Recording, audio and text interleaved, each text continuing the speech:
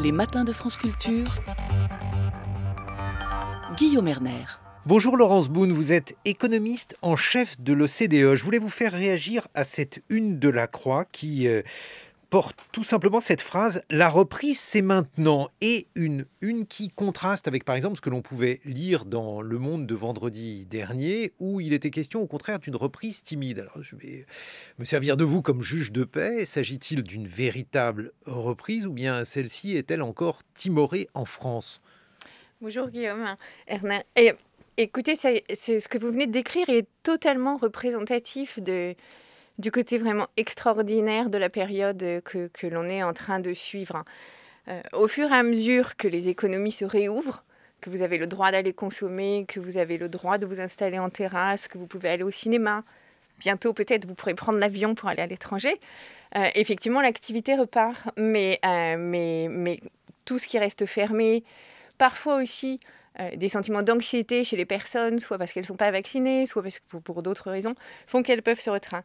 Nous, ce qu'on voit véritablement, c'est que lorsque la vaccination augmente, lorsque les gens se sentent plus tranquilles, l'activité repart et elle repart incroyablement fort parce que les gouvernements ont préservé de façon absolument extraordinaire aussi à la fois les entreprises et les ménages, même si bien sûr il y a toujours des personnes et des entreprises à la marge qui n'en bénéficient pas. Mais ce filet de protection qui a été inouï et inédit dans toutes les histoires des crises, couplé à une vaccination rapide, en général génère une reprise brutale, très très forte de la consommation et de l'activité économique. Ce qui signifie, Laurence Boone, en France, à l'étranger, vous allez me donner votre sentiment, que ces milliards qui ont été économisés, parce que certains ont pu économiser et quand ils étaient en situation d'économiser, ils ont économisé beaucoup. Est-ce que ces milliards sont aujourd'hui en train d'être dépensés? Alors pas complètement, mais la propension à consommer demeure aujourd'hui dans les pays qui se sont sortis en partie de cette pandémie. Alors c'est une très bonne question parce que cette reprise, elle est très inégale. D'un pays à l'autre, d'un secteur à l'autre, d'une personne à l'autre. D'un pays à l'autre parce que la vaccination ne procède pas avec la même vitesse et parce que ce filet de sécurité n'a pas toujours été aussi spectaculaire que ce qu'on peut voir aux États-Unis ou en Europe et en particulier en France. D'un secteur à l'autre parce que certains vont rester durablement abîmés. Je vais juste vous donner un chiffre. À la fin du mois de mars, il y avait 88% de vols personnes, vous et moi, en moins par rapport à une année normale. C'est quand même énorme. Et personne, parce que forcément, dépendant de là où vous travaillez, ça va être... Et puis de ce que vous aviez avant comme type de contrat aussi, permanent, intérimaire, précaire. Les choses sont bien sûr très différentes. Ce que l'on voit, dans tous les pays pour lesquels on a des données, et ce sont des données difficiles à avoir, donc États-Unis, Canada, Royaume-Uni, France par exemple, c'est qu'effectivement, les couches aux revenus supérieurs de la population concentrent une grosse partie de cette épargne. Que celles qui sont les moins favorisées, elles ont parfois utilisé un peu de leur épargne ou ont pris un peu de dette. Et au milieu, finalement, ça a préservé à peu près l'état dans lequel il était. Donc oui, une partie de cette épargne, et c'est ce qu'on a inclus dans nos prévisions publiées de cette semaine, ne va pas être dépensée en tous les cas, pas tout de suite. On voit bien, et c'était l'objet de votre première question, on sort, on a envie de faire des choses, puis on va retrouver un niveau normal. Et peut-être qu'on va voir effectivement dans 2-3 mois, à la fin de l'été, qu'une partie de cette épargne concentrée est restée là. Mais alors, ça peut-être qu'il est trop tôt pour le dire encore, Laurence Boone, mais il y a peut-être aussi des secteurs où la reprise est moins forte qu'auparavant. Je vois par exemple les différentes prévisions pour l'habillement. On pourrait imaginer, pour différentes raisons, pas forcément simples à expliquer d'ailleurs, que nos comportements de consommation aujourd'hui ne soient pas identiques à ceux d'hier. Absolument, et ça c'est ce qu'on disait en introduction, c'est vraiment une reprise hors du commun, totalement hors du commun. D'abord, il y a deux choses. Il y a à la fois le fait qu'avec les restrictions en place, vos habitudes sont contraintes. Vous ne pouvez toujours pas sauter. Il y a plein de choses que vous ne pouvez pas faire. Vous ne pouvez pas traverser plein de frontières sans test, les prix ont augmenté parfois, etc. Et puis, il y a des choses que vous n'avez pas forcément envie de faire. Ce qu'on voit très bien, c'est qu'en fait, la consommation de biens, donc de machines à laver, de voitures, de biens, de choses très concrètes, elle explose, elle repart très très vite. Et puis elle s'est moins arrêtée aussi, parce que vous pouviez toujours commander par Internet. Vous ne pouvez pas faire une croisière sur Amazon, ça va être compliqué. Enfin, sur l'Amazon, oui, mais sur Amazon, non. Donc il y a pour l'instant cette legacy, cet héritage des restrictions qui ne sont pas terminées, il faut quand même le rappeler, qui vous contraignent dans ce que vous pouvez faire. Et donc on voit très bien que les services ne sont pas du tout repartis, mais alors pas du tout. C'est-à-dire, expliquez-nous. Mais on va contraster par exemple les États-Unis et l'Europe. Aux États-Unis, maintenant, vous pouvez faire des croisières, vous savez, sur ces immenses bateaux qui passent partout. Il y a un rush incroyable sur ces croisières. Chez nous, c'est pas reparti. Il n'y a pas de touristes chinois. Il n'y a pas de touristes russes à Paris. D'ailleurs, tout le monde a pu le remarquer. Vous circulez comme vous n'avez jamais circulé. Donc ça n'est toujours pas là. Mais c'est des choses que vous allez faire un peu plus tard. En revanche, il y a du rattrapage aussi, par exemple. Personne ne s'attendait à ce que les commandes de voitures augmentent aussi vite. Qu'est-ce qui se passe dans ces cas-là ? Les fabricants de voitures, ils ont moins commandé de puces dont ils ont besoin pour faire marcher votre carte électronique que ce qu'ils avaient fait avant. Conclusion, ils se retrouvent avec une demande colossale à laquelle ils ont du mal à faire face. Ça crée des embouteillages dans la production, ça fait augmenter les prix. Donc on va se retrouver dans cette espèce de période de tension, avec des prix qui augmentent, des activités qui repartent, d'autres non, qui va être un peu... c'est le bazar, quoi. Alors justement, ce bazar, il était parfaitement décrit dans le New York Times d'hier, de manière d'ailleurs assez ironique. Le New York Times disait en substance, il n'y a plus rien. Si vous voulez du bois, vous n'en trouvez pas, mais ça, il n'y a pas qu'à New York qu'on ne trouve plus de bois. Et si vous voulez du métal, il n'y en a plus. Si vous voulez des microprocesseurs, on vient d'en parler, c'est compliqué. Si vous voulez faire voyager des marchandises à l'échelle internationale, c'est compliqué parce que le prix des porte-containers a augmenté. Comment expliquez-vous cela ? Comment expliquer que, au milieu d'une période qui est encore pleine d'incertitudes, par exemple, le prix des maisons flambe, des maisons à construire ou des maisons déjà construites ? Alors, je pense qu'il y a deux choses. Il y a le cas particulier des maisons, sur lequel on va revenir, et puis il y a le reste. On a mis l'économie sous sommeil. Et mettre l'économie sous sommeil, en fait, ça s'est révélé, ça paraît très ironique, peut-être cynique de dire ça, mais ça s'est révélé assez facile finalement. Vous demandez aux gens de poser le crayon et l'État se substitue et s'endette et aide ces personnes. Okay. Réouvrir l'économie, c'est beaucoup plus difficile parce que les comportements des personnes peuvent avoir changé. Par exemple, vous avez réalisé que vous n'aviez plus besoin de mettre une veste de costume pour aller à la radio tous les jours, mais qu'en revanche, vous aviez besoin d'outils électroniques super performants pour travailler. Et puis, vous n'allez toujours pas pouvoir voyager, donc vous allez faire autre chose, le cinéma, etc. Donc, les habitudes ont changé. Et les entreprises, elles, il faut qu'elles arrivent à, un, naviguer dans les restrictions qui restent, et deux, sur vos changements de comportement, d'habitude et de capacité de faire des choses. Donc, elles essayent d'ajuster ce qu'elles font, la capacité de production, ce qu'on appelle l'offre, face à une demande qui a changé, qui explose aujourd'hui, mais parce que c'est une libération et dont elle ne sait pas si elle sera toujours en explosion au mois de septembre. Donc, effectivement, il y a des tensions sur tout un tas de biens.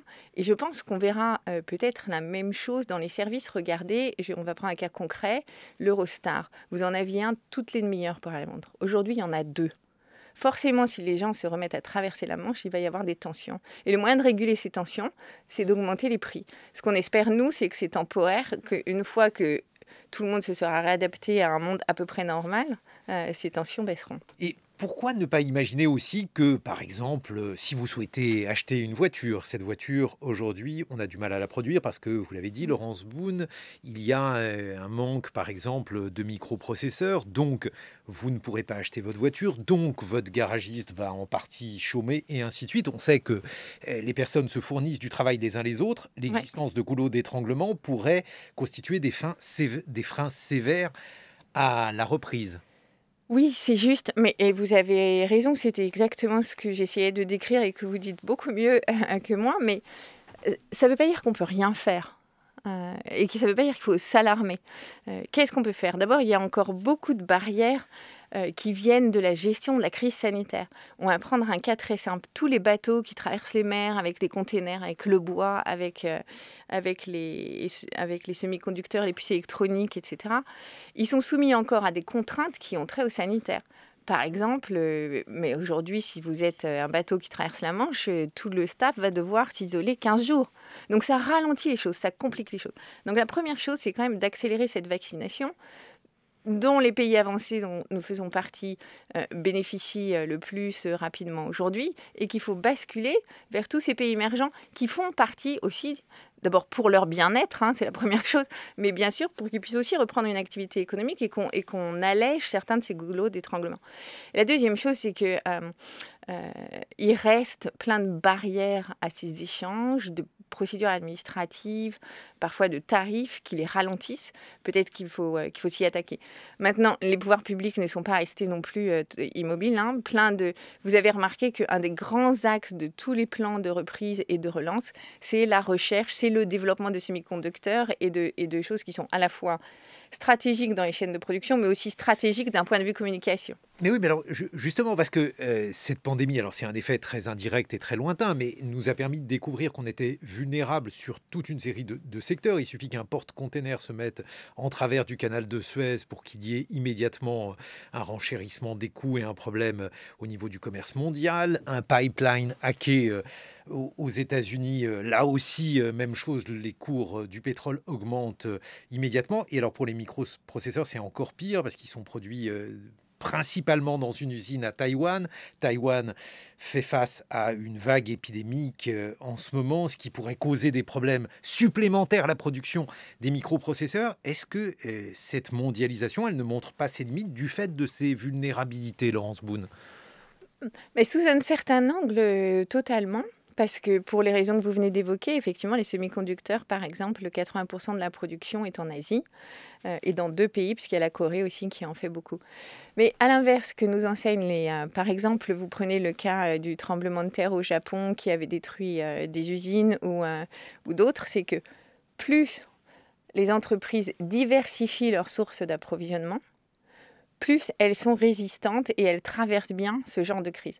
Donc, à mon avis, la conclusion qu'il faut tirer de ça, c'est pas qu'il faut faire un truc chez nous, parce que imaginez que ce soit nous, la 4e vague, et qu'on soit obligé de fermer l'usine, on n'a plus rien. En revanche, il faut ne pas avoir que Taïwan ou que la Corée, faire un peu chez nous aussi, ça peut être pas mal, et puis mettre ailleurs, je sais pas, en Allemagne, en Europe, mais en tous les cas, diversifier, c'est une des grandes leçons de cette crise, diversifier les sources d'approvisionnement. Mais alors, vous, Laurence Boone, qui êtes économiste en chef de l'OCDE, est-ce que vous y croyez? Parce qu'on sait, par exemple, que pour beaucoup d'activités, je parlais des microprocesseurs, si ils sont produits dans peu de pays, c'est tout simplement parce que les investissements sont véritablement colossaux, y compris de très grandes entreprises comme Apple ne peuvent pas se permettre d'avoir aussi aisément que cela des investissements dans le domaine de la fabrication des microprocesseurs. Est-ce que vous pensez véritablement que cette pandémie va obliger les pays, qu'ils vont le faire, à revoir cet aspect-là de la mondialisation?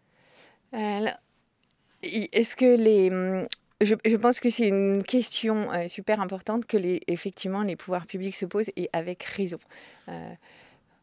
Il y a des biens, il va falloir regarder les choses de façon un peu pragmatique. Il y a des biens qui sont certes essentiels pour nous, nos chemises, nos t-shirts, mais qu'on va trouver fabriqués à peu près partout et pour laquelle, franchement, je ne suis pas sûre que beaucoup de personnes soient prêtes à payer 3 fois le prix qu'ils payent aujourd'hui pour que ce soit fabriqué chez nous, sauf parfois pour se faire un cadeau au plaisir.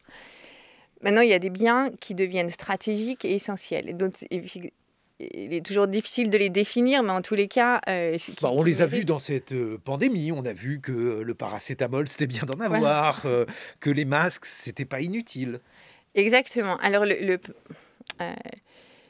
sur ce qui est... On va distinguer le médical de l'électronique, mais vous avez tout à fait raison. Sur ce qui est électronique, je pense qu'il y a un enjeu stratégique de souveraineté numérique, hein, qui se rajoute au fait d'avoir des puces qui sont pour des questions de sécurité que vous connaissez, on peut rentrer dans votre ordinateur ou ce qu'on aime. Donc là, il y a vraiment un besoin de réflexion des gouvernements et vous verrez qu'aux États-Unis, comme en Europe, et peut-être que ça devrait être encore plus en Europe, il y a beaucoup d'argent de ces plans de relance qui vont dans créer de la recherche et du développement dans le domaine du numérique pour justement reprendre un peu de souveraineté. Et ce qui est important, je pense. Sur par exemple, le type de choses comme les médicaments. Il va y avoir on le voit bien aujourd'hui que les freins, vous prenez par exemple la production de vaccins. Elle se fait aux États-Unis, elle se fait en Europe, elle se fait en Inde. On peut augmenter ses capacités de production dans ces 3 pays et c'est super important parce que vous avez déjà le savoir-faire, vous avez les personnes qui vont et quand même, un vaccin, c'est pas comme faire un paquet de rillettes, quoi. Ça demande ça demande des chambres blanches, les rillettes, stériles, etc. C'est pas facile non plus à faire. C'est Une vrai. bonne rillette. Comme un café, on va dire alors. Donc ça, la question se pose véritablement, mais vous voyez bien qu'à partir de 3 pays, on a quand même, de 3 régions, on a quand même l'intention d'arroser le monde. Il faut vraiment trouver un équilibre entre ce qui est stratégique, ce qui l'est moins, et ne pas oublier aussi que si les pays émergents sont sortis de la pauvreté, si des centaines de millions de personnes font partie des chaînes de production mondiales, et on voit leur niveau de vie rattraper le nôtre, c'est aussi grâce à la facilité de ces échanges. Donc il faut un équilibre entre diversification des sources, peut-être des embryons de capacité de production pour les biens super essentiels, comme on vient de le dire, que ce soit des biens destinés à la santé ou à l'électronique. Et puis aussi des tests tout le temps pour voir si les entreprises sont capables de résister à un choc, comme on le fait pour les banques. Mais alors, parce que là aussi, imaginons par exemple que l'on décide de construire des usines, par exemple, pour fabriquer des vaccins en France, puisque nous n'en avons pas, à ma connaissance, en tout cas, Pfizer aujourd'hui est fabriqué en Belgique. Bref, on voit qu'une partie des problèmes que nous rencontrons sont liés à cela. Est-ce que vous ne craignez pas un renchérissement des coûts, du coup, une inflation dans certains domaines, Laurence Boone, vous qui êtes chef économiste de l'OCDE? En fait, je voudrais corriger si vous m'y autorisez, revenir sur un point que vous venez de dire. Vous venez de dire qu'on n'a pas assez de vaccins parce qu'on n'a pas d'usine en France. Non, on n'a pas assez de vaccins parce que la production mondiale est insuffisante. On ne produit pas assez de vaccins pour tout le monde. Mais vous savez, c'est en train d'augmenter. Et par ailleurs, sur la moitié des usines d'autorisation d'ouverture des usines de vaccins qui étaient faites sur la première moitié de cette année, il y a seulement la moitié qui a été autorisée à mettre en marche. Ce qu'on dit à l'OCDE, c'est qu'il faut absolument simplifier les procédures, ou en tous les cas les accélérer. Bien sûr, la sécurité est en jeu, mais les accélérer pour produire 2 fois plus vite. Voilà. Et on peut se demander si on ne pourrait pas en fait vraiment pousser un petit peu toutes ces entreprises à licencier, à produire un peu plus. Mais on a des capacités de production, on a des capacités d'embouteillage, comme vous le savez, en France. Vous l'avez dit, Laurence Boone, ce monde qui est en train de se dessiner sous nos yeux, ce monde de l'après-pandémie, on va être un peu optimiste, eh bien, il obéit à des lois, semble-t-il, inédites. On n'avait pas vu ça. Alors, s'agit-il, par exemple, comme le dit une tribune à la une des Échos d'Édouard Tétrault, un retour des années folles? On va en discuter dans une vingtaine de minutes en votre compagnie. Je rappelle que vous êtes économiste en chef de l'OCDE. 8h sur France Culture. 8h22 sur France Culture. 7h, 9h, les matins de France Culture, Guillaume Erner. Nous retrouvons notre invité, Laurence Boone, économiste en chef de l'OCDE. Il y a une tribune signée Édouard Tétrault ce matin en une des Échos. Celle-ci porte le titre suivant: Les années folles sont à portée de main. Elles ont été un moment de foisonnement culturel et de dynamisme économique exceptionnel. Un scénario identique pourrait se produire une fois l'épidémie complètement maîtrisée, estime donc le chroniqueur des Échos, Édouard Tétrault. Qu'en pensez-vous, Laurence Boone? Mais c'est toujours intéressant d'avoir une opinion optimiste. Je pense qu'il y a 3 choses. C'est vrai qu'on voit 3 choses. D'abord, on reparle toujours un petit peu des mêmes sujets dans ces crises. En fait, les personnes vont déserter les villes, réinvestir les territoires, puisque vous venez d'en parler. La réalité, ce qu'on observe après chaque crise, c'est que finalement, ça renforce quelque part les villes et les métropoles, parce que dans les villes et les métropoles, vous allez trouver des emplois, beaucoup d'entreprises, des universités, des écoles, des services légaux, les services d'avocats, les services administratifs. Donc, et toute cette concentration, y compris la recherche, est évidemment très génératrice d'idées, d'entreprises, de mouvements. Donc, je pense qu'il faut pondérer. Maintenant, c'est vrai, et on en parlait tout à l'heure, il y a de l'épargne, il y a aussi sûrement des façons différentes de travailler. 1 ou 2 jours de télétravail par semaine va peut-être devenir la norme. Et ce qu'on peut voir, c'est effectivement une partie de cette épargne se diriger vers l'immobilier hors de Paris. Ça ne veut pas dire que ça prive Paris, que les gens s'en vont, mais qu'en revanche, ceux qui le peuvent avoir tendance effectivement à avoir deux sources d'habitation, d'autant plus que, et c'est peut-être le 3e point qui est intéressant, d'autant plus qu'avec la 5G ou avec la fibre, on peut un peu travailler de partout. Mais je voudrais juste mettre un bémol là-dessus, parce que c'est quand même assez idyllique, mais quelle portion de la population ça représente? Si vous regardez ce qui s'est passé sur l'année 2020, le taux d'emploi des personnes très qualifiées, hautement qualifiées, il a légèrement augmenté, alors que c'était vraiment une crise quand même, inédite.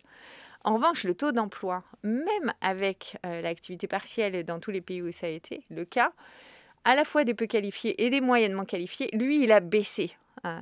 Et je crois que quand on présente cette vision idyllique de personnes qui travaillent à moitié à la campagne, à moitié à Paris, avec du super matériel électronique, on est encore en train de parler d'une toute petite couche de la population. C'est pas la vraie vie, quoi. Mais alors, c'est important de le dire. non seulement ça n'est pas la vraie vie, mais ça pourrait même signifier une détérioration des conditions de vie pour les personnes les moins qualifiées. Je donne un exemple. Si le télétravail se poursuit, et on peut imaginer qu'il se poursuive, non pas pour des raisons sanitaires, mais pour des raisons de choix.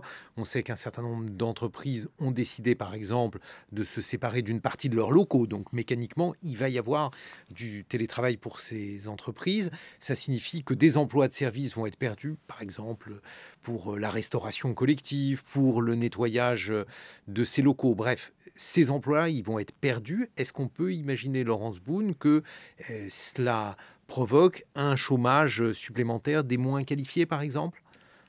Alors, je pense qu'en tous les cas, il faut vraiment se poser la question et éventuellement s'en inquiéter. Pas éventuellement du tout. C'est une vraie... pour moi, c'est un des vrais points d'interrogation et un des vrais risques post-crise, parce qu'on a bien géré la période de la crise, c'est sûr. Mais effectivement, alors sur les locaux, je pense quand même que globalement, si vous êtes en entreprise, et d'ailleurs vous le voyez ici, les gens ont envie de retourner travailler. On a envie de retrouver ses collègues. On a envie de parler à d'autres personnes que son foyer. Voilà, on a envie d'un peu d'ouverture, de foisonner des idées. Donc ça va un peu changer, mais je ne pense pas qu'on est dans une révolution. En revanche, ce qu'on a vu très très fort et auquel on a donné du sens, et on parlait toujours du fossé numérique comme de façon un peu incantatoire. Il existe le fossé numérique. Vous et moi, on peut travailler à distance. Il y a plein de métiers qu'on ne peut pas faire à distance. Et beaucoup des métiers du tourisme, de l'hôtel, de la restauration, des événements, c'est des métiers qu'on ne fera pas avec du numérique. Et donc là, il faut vraiment se poser la question de ce qu'on fait de l'outil numérique. Est-ce qu'il se substitue au travail ou est-ce qu'il aide tout le monde à mieux travailler? Et franchement, je crois que c'est vraiment la question de demain et celle sur laquelle il faut se poser maintenant, et surtout en France, où on a quand même un retard de compétences et un peu d'équipement aussi. Alors ça aussi, c'est un problème parce que ça signifie, dans ces conditions, Laurence Boone, pour la France, on évoque par exemple beaucoup le problème de la formation des personnes, donc une adéquation entre la demande de travail de demain et l'offre de travail. Est-ce que là, vous êtes... je ne sais pas, inquiète ou moins optimiste pour la situation économique en France du fait de cet état-là de la main-d'œuvre du marché du travail? Alors, de façon générale, on est inquiet sur les jeunes, mais je pense à cause de cette sortie de crise, parce qu'on sait que c'est toujours plus difficile de trouver du travail quand on est dans une période de crise. On a des études, pour le coup, entre pays qui montrent que les jeunes sont pénalisés pendant une période qui dure après jusqu'à 10 ans, dépendant des pays. Ouais, mais chez nous, pénaliser jusqu'à 10 ans, ça veut dire qu'ils mettent 10 ans à rattraper le salaire qu'ils auraient eu en sortant d'une période plus normal. Mais ce qui est super inquiétant en France, je vais juste vous donner 2 chiffres. La scolarisation des 20-29 ans, d'accord, elle est de 20% en France, elle est de 29% dans la moyenne des pays de l'OCDE. Donc on a déjà un problème de formation. Et ensuite, l'emploi des 15-24 ans en France, il est de 30%, il est de 42% dans la moyenne de l'OCDE. Donc on a un gros sujet de formation et d'intégration des jeunes au marché du travail. Bien sûr, il y a eu des réformes récentes et d'ailleurs, ce serait bien de les évaluer, qu'on puisse voir comment elles peuvent être améliorées ou versées. Mais pour moi, le gros sujet, il est là, c'est que chroniquement, en France, déjà, les jeunes ont beaucoup plus de mal qu'ailleurs, ils sont moins bien formés, ils ont moins bien de compétences en général et en plus, ils ont beaucoup plus de difficultés d'accès au marché du travail. Mais alors, ce qui est terrible, c'est que vous faites ce tableau qui, à certains égards, peut paraître inquiétant, Laurence Boone, et on voit par exemple que la Bourse de Paris est sur les sommets de l'an 2000, qui était une période euphorique, ce qui pourrait signifier que les inégalités vont se creuser à la faveur de cette crise, à la faveur de la pandémie. Mais oui, c'est le gros risque, hein. C'est le gros risque, absolument. Déjà, dans cette crise, on se disait, les moins qualifiés sont les plus touchés, mais pas que les moins qualifiés. D'habitude, on voit plus les moins ou les moins bien qualifiés. Et là, c'est les moins et les moyennement qualifiés, quoi. On a un vrai sujet, c'est la plus grosse partie de la population. Les secteurs les plus touchés sont ceux où on va retrouver les contrats précaires, les jeunes et les moins bien qualifiés. Donc, eux aussi, ça va être encore plus difficile. Pour moi, c'est très inquiétant et ça reflète aussi des problèmes. Alors, je sais que personne n'aime ce mot, mais je vais quand même devoir le dire.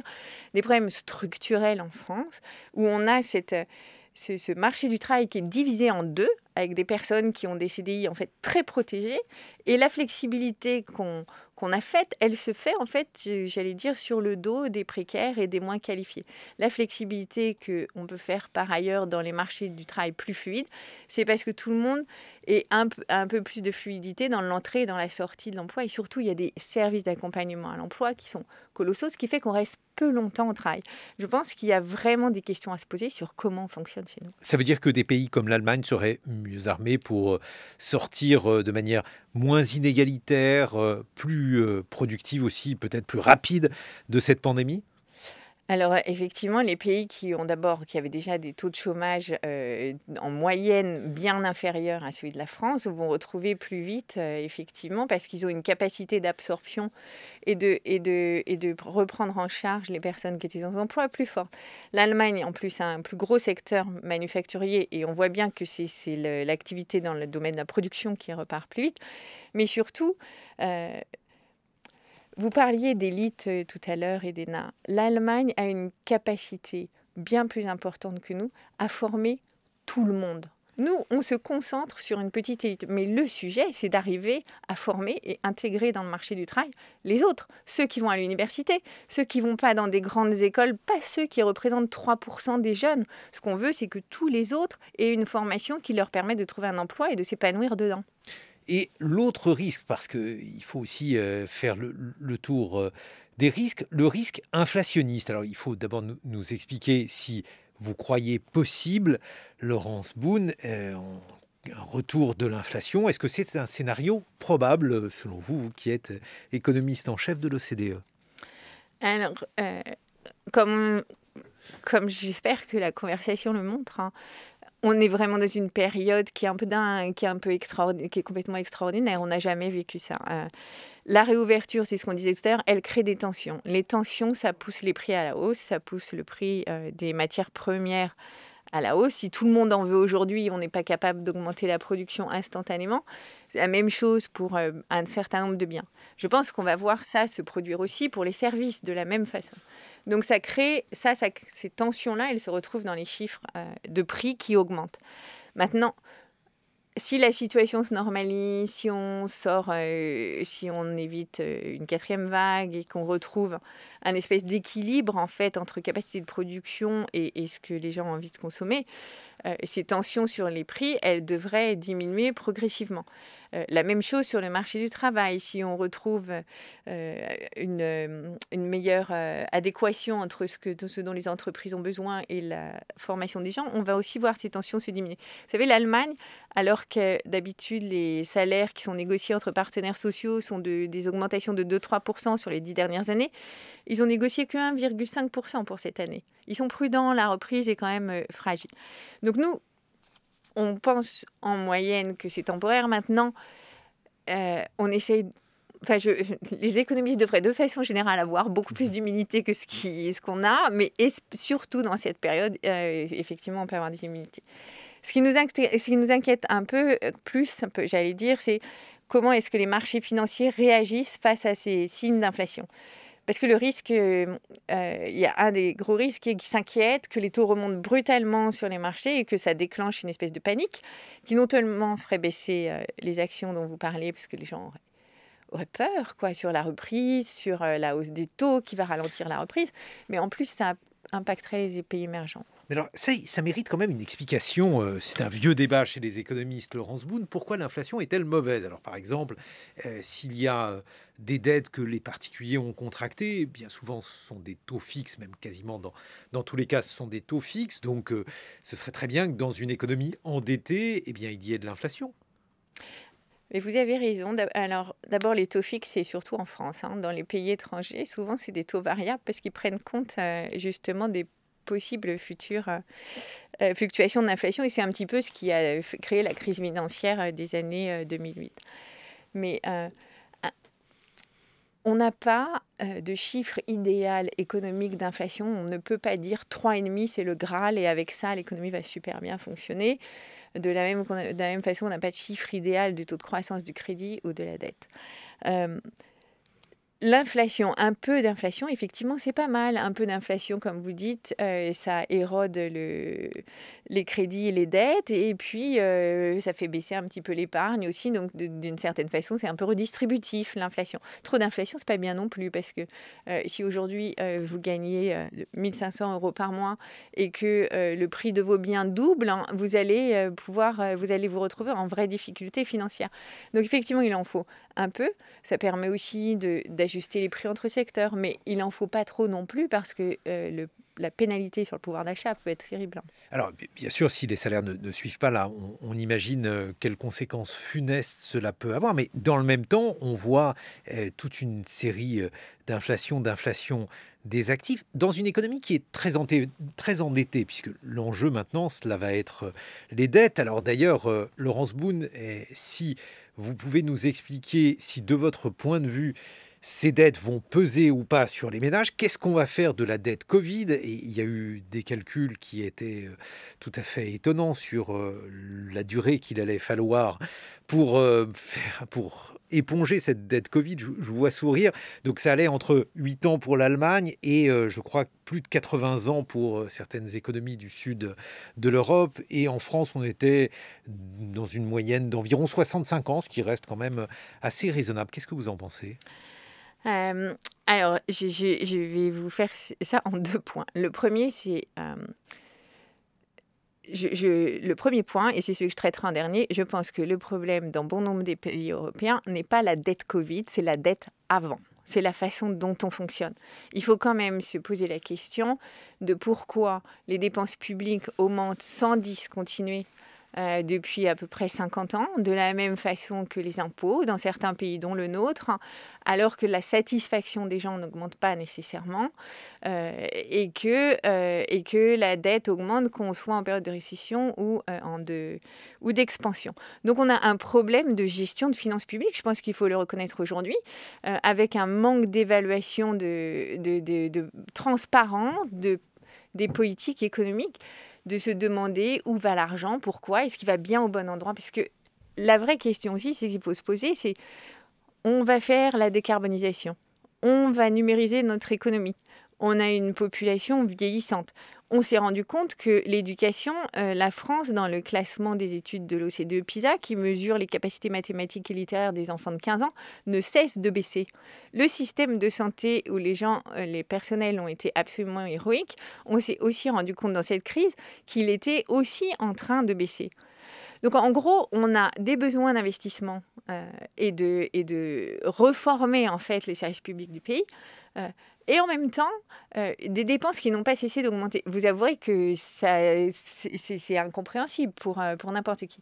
Donc je pense que l'urgence, quand ça va un peu mieux là, mais il faut commencer à s'y préparer maintenant, et je reviendrai sur le tempo, c'est de se vraiment pencher sur ces finances, où elles vont, comment, qui on taxe, pourquoi. C'est pas de retaxer là en sortie de crise comme on faisait avant, ça atteint ses limites. Donc là, je fais une incise, vous visez notamment la France, pas uniquement la France, mais le pays dont on dit que le problème, c'est qu'elle a abordé cette période du Covid avec une dette antérieure au Covid qui était déjà importante, c'est bien entendu notamment notre pays.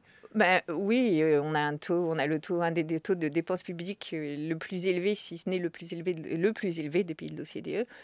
Pareil pour le taux de recettes. Donc, à nouveau, je pense qu'il faut se demander ce qu'on a fait pendant 50 ans avec cet argent. Et puis, on demandera la même chose. Enfin, nos enfants vont demander ça demain. Alors, donc, ça, c'est la question de l'efficacité de l'État. Et donc, ça pose, selon vous, Laurence Boone, la question d'une réforme de l'État qui serait plus productif dans ses dépenses, c'est ça que vous visez ? En fait, je pense que quand on regarde les raisons pour lesquelles probablement on en est arrivé là, je pense qu'il faut se poser la façon dont on raisonne sur les dépenses publiques, dont on réfléchit aux dépenses publiques, tout le monde, vous et moi, parlons des dépenses publiques ou de la taxation dans ce pays.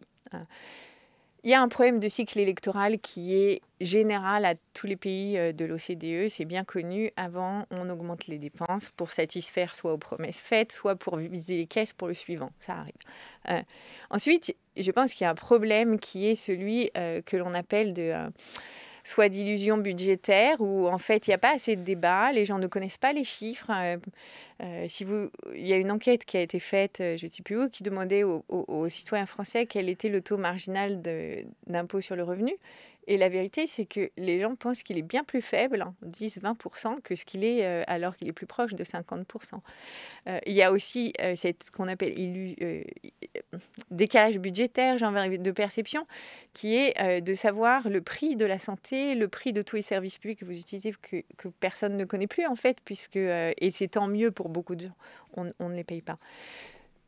Et il y a tous ces investissements qu'on a à faire. Donc je pense qu'il y a un vrai travail de vérité, de raconter, d'expliquer pour que les parlementaires s'approprient ces chiffres, s'approprient les conséquences des amendements qui sont déposés, et pour que nous, tous citoyens, on sache sur qui ça pèse, comment ça va peser sur nos enfants, quelle est la réalité des choses. Et je pense que tant qu'on n'aura pas un vrai débat public transparent, un peu décomplexé et surtout dépolitisé, mais sur des faits et des chiffres, ce sera difficile.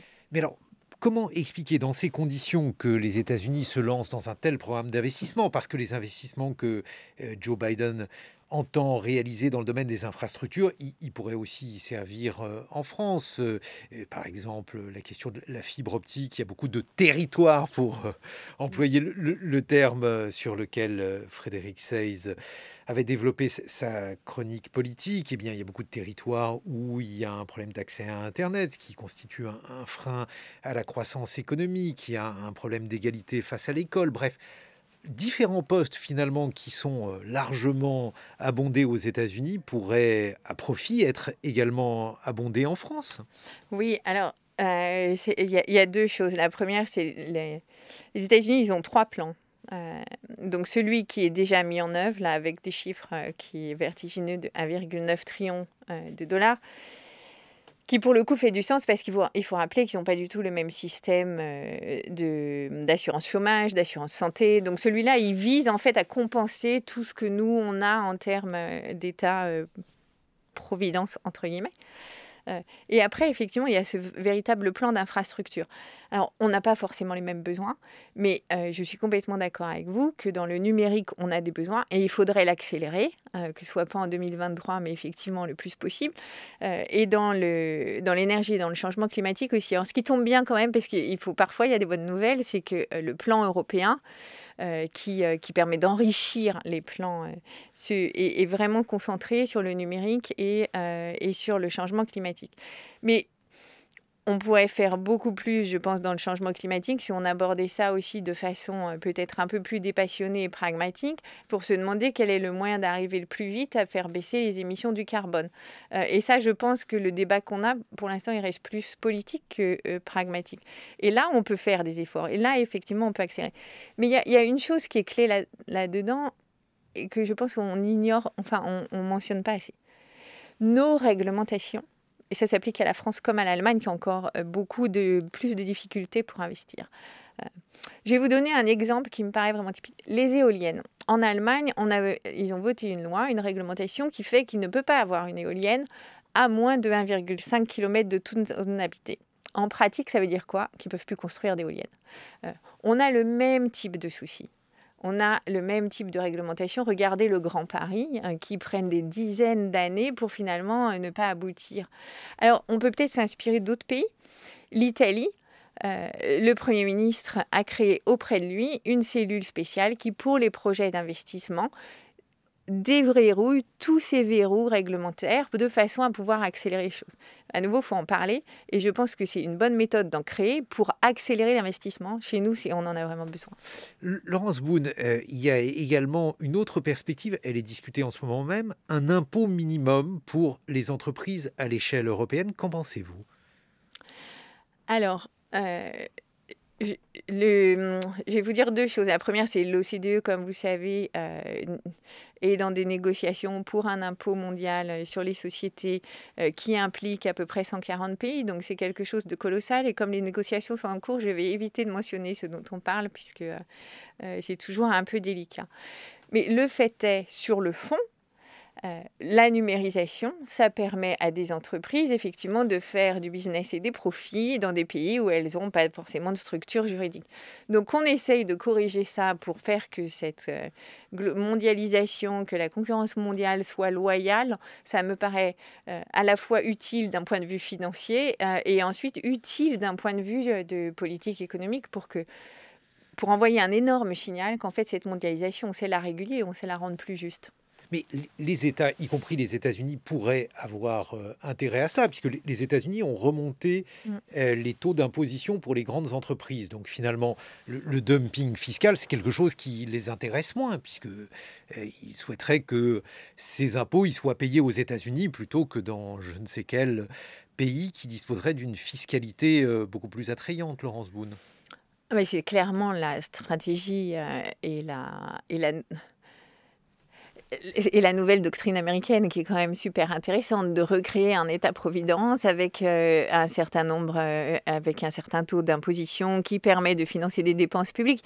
Après, là où nous, on va avoir un taux d'imposition qui va être dans les 45% du PIB, quelque chose à peu de choses près, les États-Unis sont plus proches des 30-32, donc il y a un peu de marge quand même à rattraper.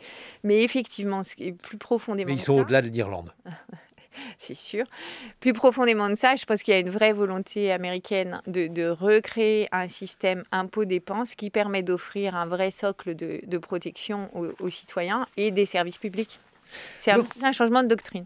Laurence Boone, économiste en chef de l'OCDE, merci de nous avoir fait partager vos lumières sur cette sortie du tunnel, parce qu'on conservera quand même, pour passer une bonne journée, les aspects les plus optimistes de votre discours. Je vous propose d'accueillir mes deux camarades qui viennent prolonger cette émission, Hervé Gardette et Géraldine Mosna-Savoie. Bonjour à tous les deux.